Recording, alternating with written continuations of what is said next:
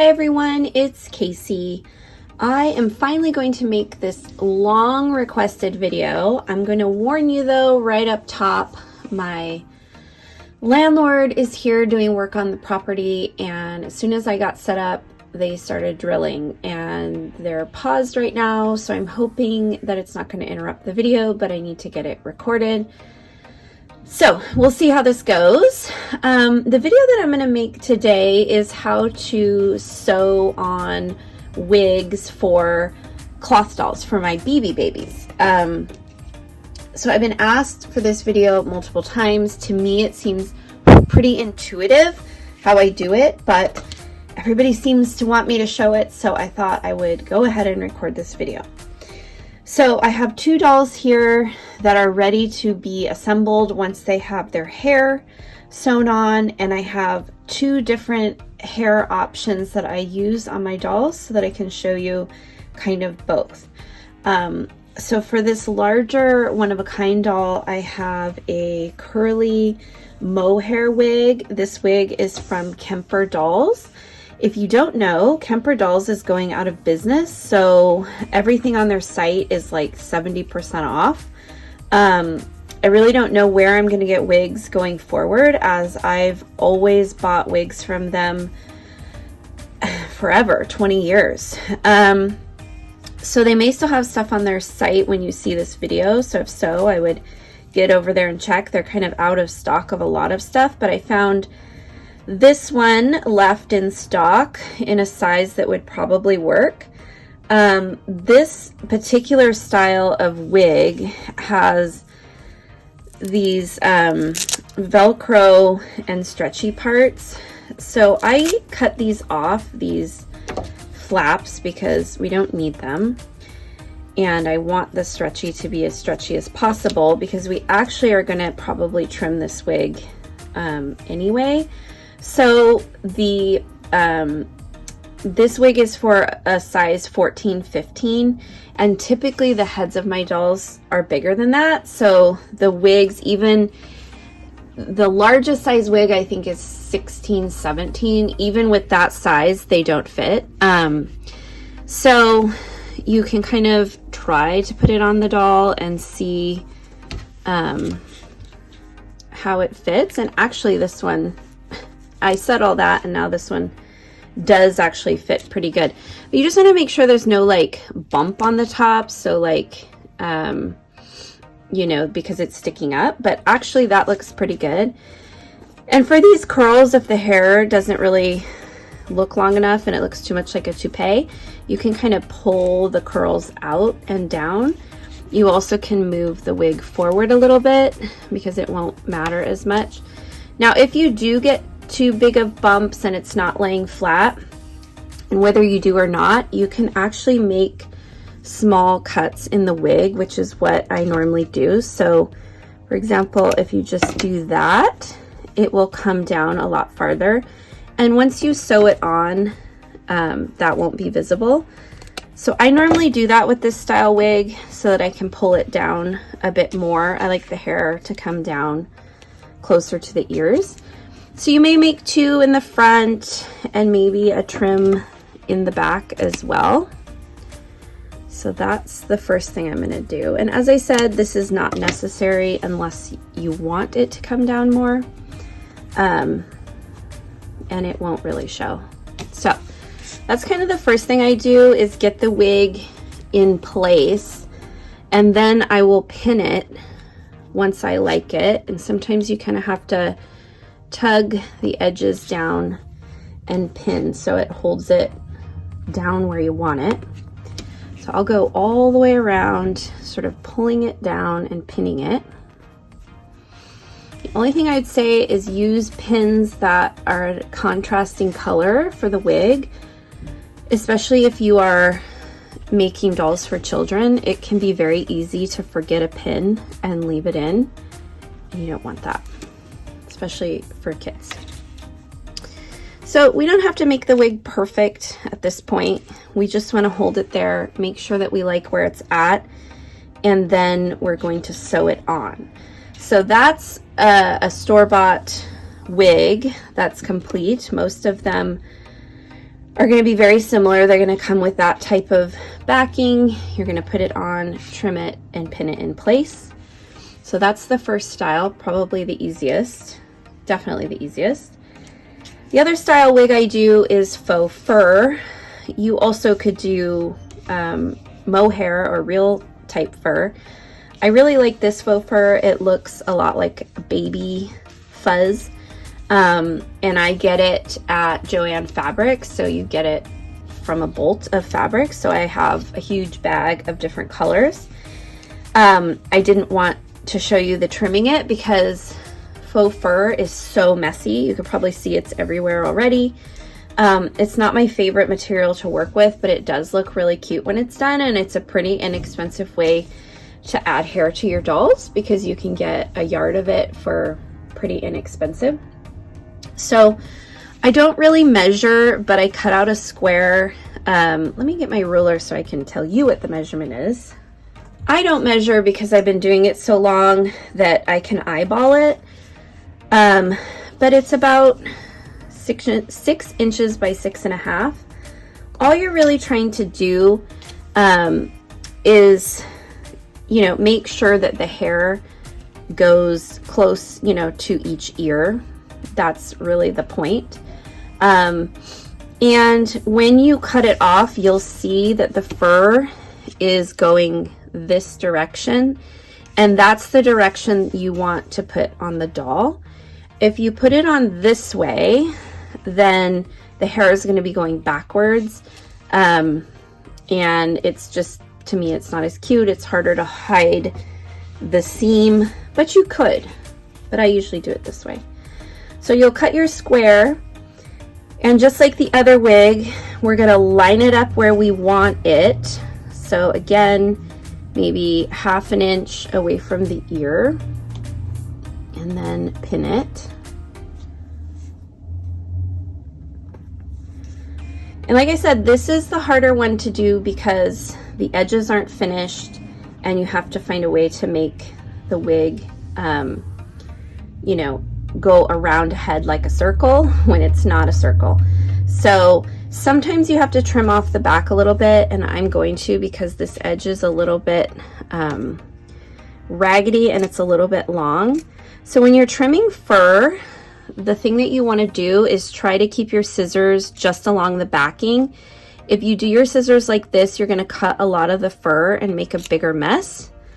That's why when you buy the fur, they will rip it as opposed to cut it because it's so messy. And if you have allergies, it's sort of also hard to work with because you will start to itch. So I try really hard to keep the mess contained. When you cut, you can sort of pull and make sure there's no loose fur there. I also usually have a sticky roller near me to try to contain the craziness as best I can.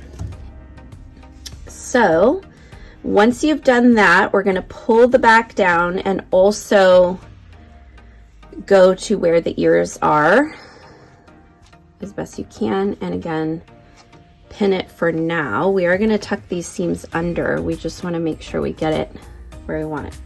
So now you can see we have it in the front and the back, but we have these loops that are not laying down on both sides because we folded the fabric. So what we do here is we use our scissors to get in there at the top of that loop, and again, cutting as close to the backing and not on the fur as you can. We want to sort of make a trim down, you know, almost to where the head is. So you'll see it's trimmed down. And then I usually fold the back one under, and your pin might come out when you do this, so you can grab it. So I fold down the back, and then you'll see this raw edge. I fold that under and pin that in place, and then go back and make sure your front is pinned. So now it's nice and flat. You can still feel the bump a little bit there, but the fur is not going to make it super visible, and you can't feel it a lot. It doesn't detract from the doll at all. So we're going to do that on the other side as well.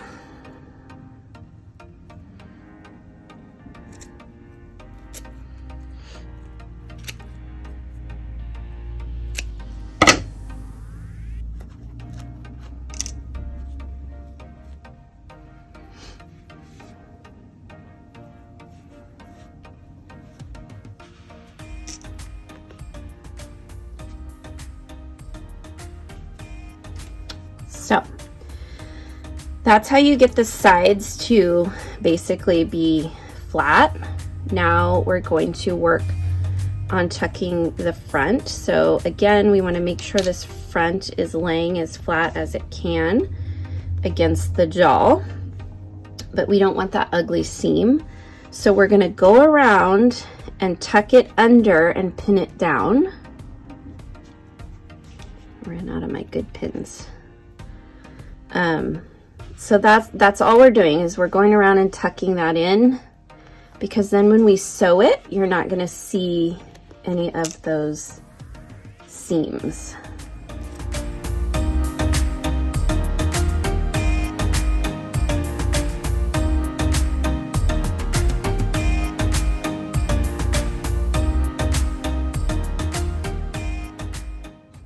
And again, the nice thing about fur is you don't have to be perfect, because even though it's a mess, it's very forgiving.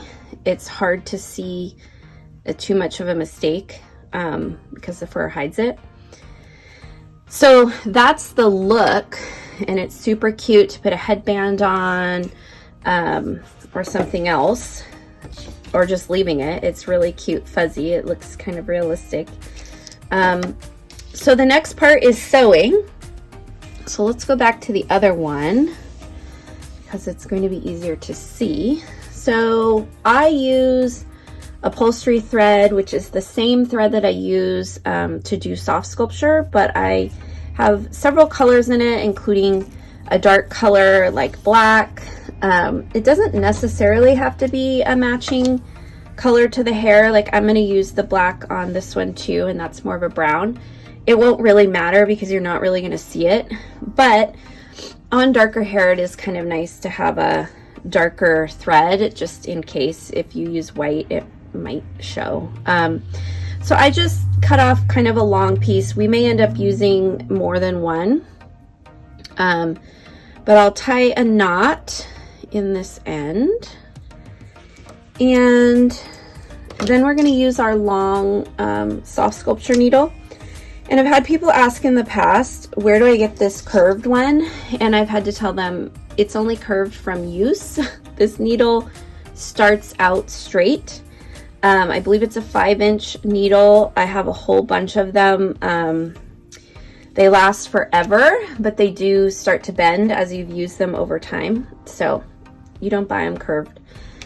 And then I'll usually just pick a place to start. And like I said, with these kinds of wigs, it's a little bit easier.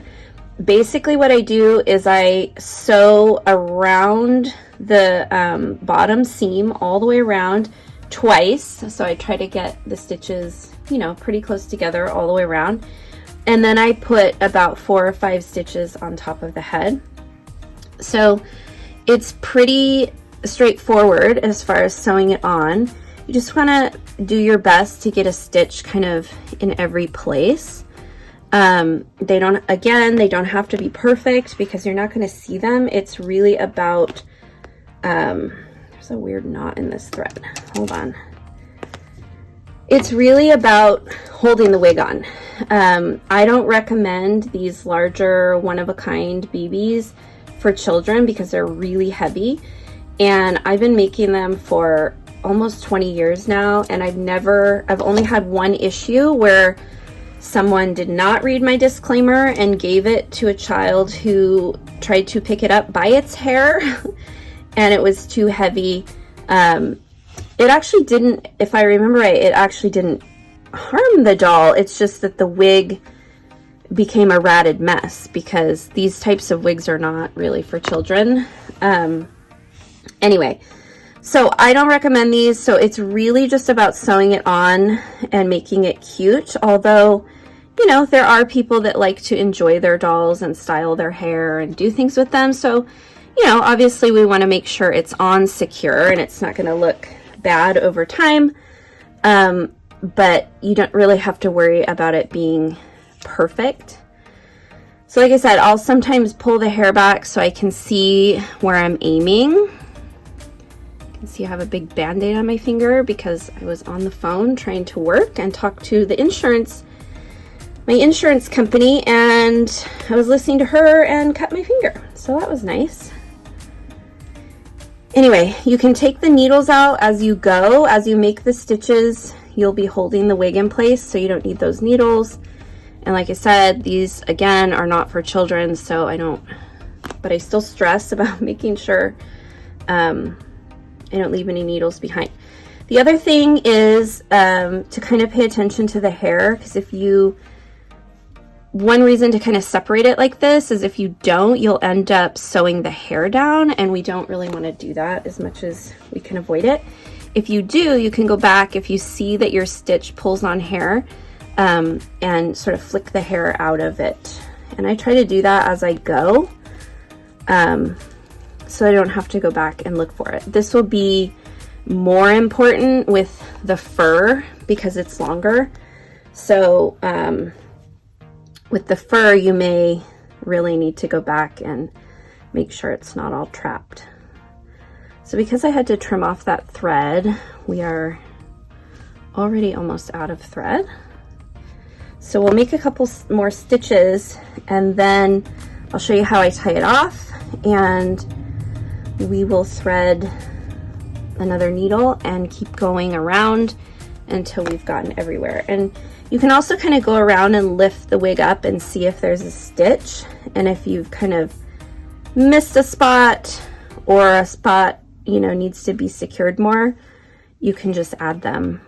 And also just making sure that you're not going over stitches you already made, because we're trying to make them in different spots.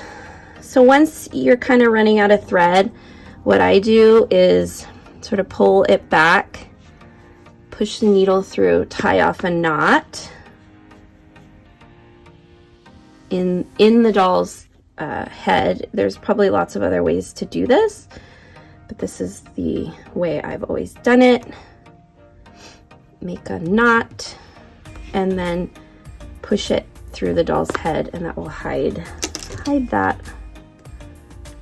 knot and string so you can't see it. Okay, so let's go around again. Get a longer thread this time so we don't run out. And if you don't have upholstery thread, you can use regular thread, but I would definitely double it, mainly because you're pushing it through some very stiff, coarse material, and you don't want to pull and then have your thread break. That's really annoying when that happens. So I would suggest getting upholstery thread. Upholstery thread is also polyester. I think it's polyester now that I said that. And well, whatever it is, it has a smooth coating on it that slides through this kind of work much easier. So I like it. Okay, so we can see that our stitch is right there. So let's actually try to do one close by.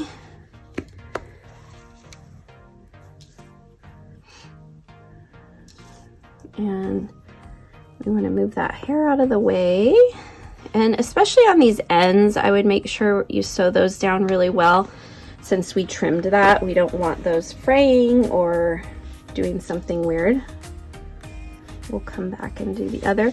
You also can sew frontwards and backwards if that's easy. It kind of saves time.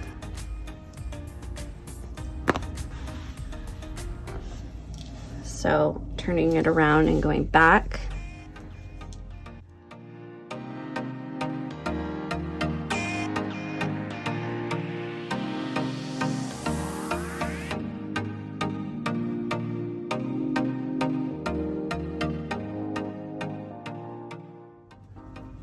And I will warn you, sometimes it is really hard to get the needle through. So if you have grip problems, it might also be nice to have pliers nearby, because it can be sometimes hard to get it through. I definitely know as I'm getting older as a doll maker, my hands and my eyes and everything are starting to be a little bit worn out or not last as long. I used to sit and sew and make these dolls for hours, almost every day. Now I don't work on them as much, mainly because of time, but I notice if there's a day that I get to work on them for a couple of hours, my hands can be sore the next day. So we've gone around twice, so I'll normally just kind of pull around and make sure we didn't miss anything crazy. You can also find pins that way. So I feel like this back is a little bit up, so I think we'll go back there and make some more stitches. That is also up a little bit, so let's go back that way.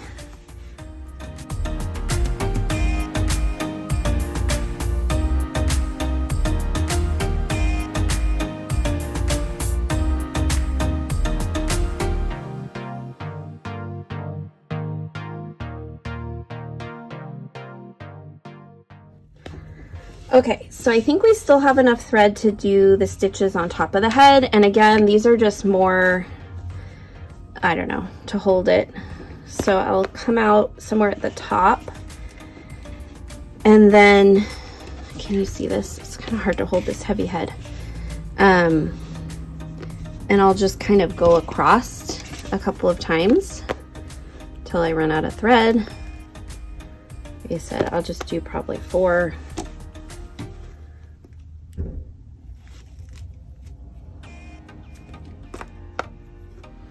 And our thread is pretty short, so we don't want to lose that. So we'll come back down in front of the head, and we may need to use a shorter needle to tie this one off.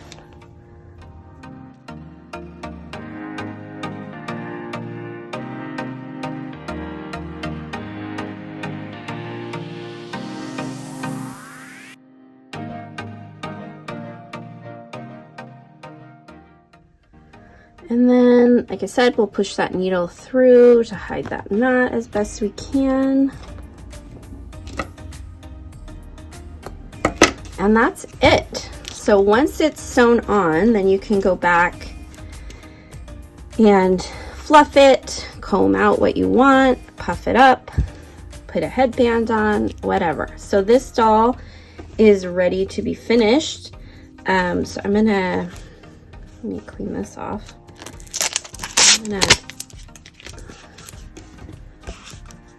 You can also kind of use your sticky roller on the hair, so if there's any hair that we sort of trimmed and it's just floating in there, that way the end user of the doll, the customer or whoever you're making the doll for, isn't going to have hair falling off of it. So that's it for that one. She's going to go, well, she or he, I haven't decided yet, I think it might be a he, is going to go over on the table where the rest of their body parts are and be finished hopefully tonight. So let's start on the other one. All right, so this one, same thing.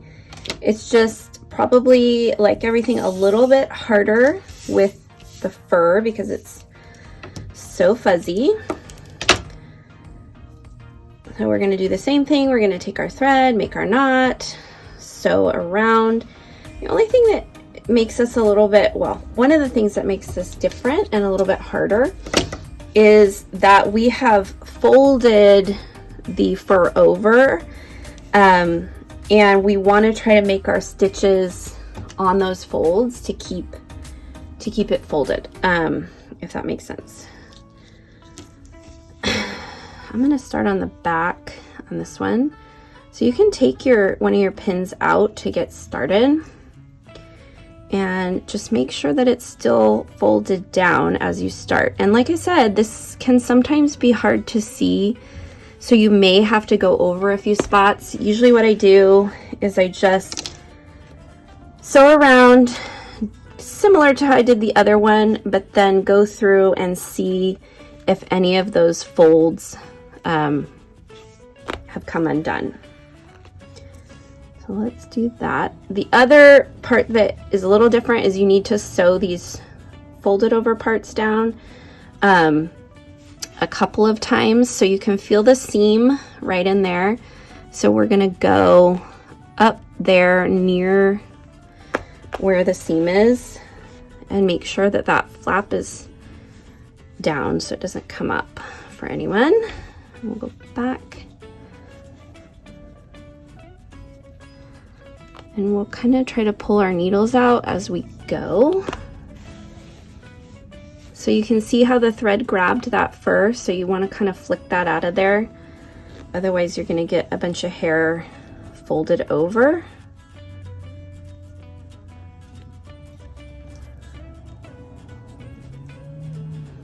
And again, it doesn't have to be perfect because the fur is going to hide a lot.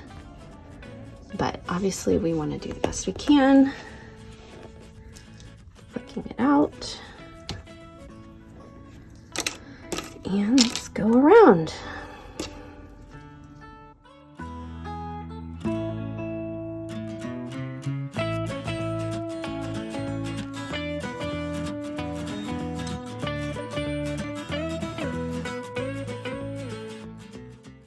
So same like on the other side, we want to go up here where we feel that seam and fold that down.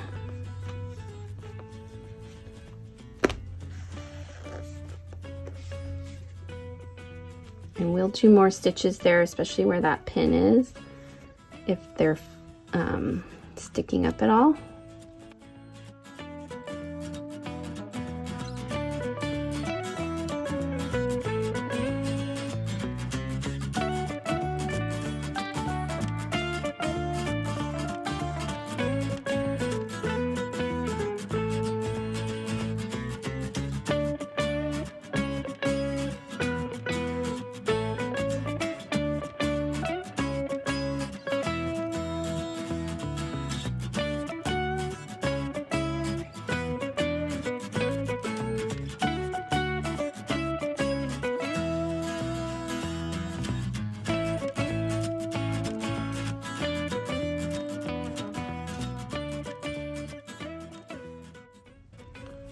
All right, so our thread is getting pretty short. We don't want our thread to become too short because then we have nothing to tie it off with. So we're gonna go ahead and tie it off and start another one. And I think I won't record that whole thing because it's really just more of the same, going around. I don't on the faux fur sew the stitches on top of the head because it's not as necessary to hold the wig down. But you will want to make sure those side seams are sewn pretty well so they don't come up. So we're going to tie off this knot just like we did on the other one and do one more round and make sure everything looks as good as we possibly can before this one is done. And now I've finished. I've gone around, kind of pulled on the seams and not really, well, that's kind of a weird spot. I might go back and add one there. But otherwise it looks pretty good. And same thing, I'm gonna go over the whole doll, see if I can pick up any fur as much as possible. And other than that one little stitch back there, that one is now done too. So I am going to finish up these dolls and show you what they look like when they're done, and then they'll be available for adoption probably this week. So yeah, I hope that was helpful. Like I said, it seemed somewhat intuitive to me. Got fur stuck all over my band-aid, but maybe it's not. Maybe that was helpful. Let me know in the comments if that was helpful or not. You could probably also use other materials. Like I said, mohair pelts would be similar. You can sew them on just like this. And as far as wigs, like I said, Kemper is going out of business. Monique was another one that is now out of business. So I think, you know, there are some Chinese places to get wigs, Chinese websites, but I haven't really looked for this size. I have found them for Blythe dolls and BJD dolls, but not so much for these. So I'm gonna have to do some searching. Obviously for the fur, maybe not as important because you can get this locally, but I do like to use wigs that look like hair, you know, on some of my dolls. So I don't know what's gonna happen if there are no more wigs, because one of the things that I've found with the Chinese wig sellers, one, like I said, I haven't really looked to see what sizes they have, if they have these larger sizes, but a lot of them don't have mohair, and I think the mohair just looks more like natural hair. So I don't know, we'll see. If you have any good wig resources, let me know. Otherwise, if I find any in my search, I will let you all know. So that's it. Thank you so much for watching. I will be back, I don't know, soon. I don't know if I'm going to record a video of them finished or just show some photos. So I guess I'll say goodbye for now, unless I do a video to end this one. We'll see. But hope you're safe and well. See y'all later. Bye.